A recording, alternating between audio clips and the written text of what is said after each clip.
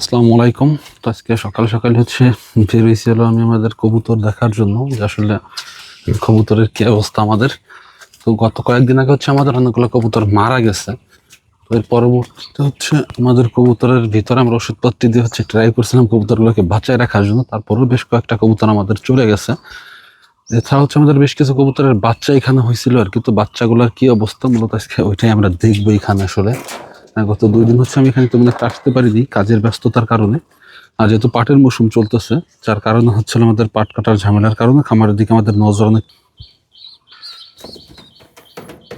এই আমাদের বাচ্চা। তো মাশাআল্লাহ বাচ্চাগুলো আমাদের অনেকটাই বড় হয়েছে। কয়েকদিন ধরে এখানে আসা হচ্ছিল না যে বাচ্চাগুলোর অবস্থা কি আমরা বুঝতেছিলামও না।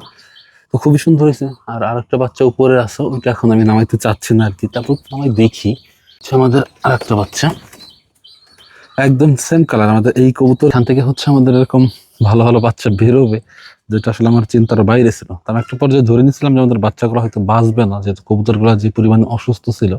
তো ভিতর আমাদের কবুতরগুলো বাচ্চাগুলোকে বাঁচাই নিছে। মাশাআল্লাহ ভালো একটা বিষয় আমাদের হয়েছে আর কি। মানে শত কষ্টের ভিতরেও একটা যে স্বস্তি থাকে, সে বিষয়টা আমি খুব ভালোভাবে বুঝতেছি।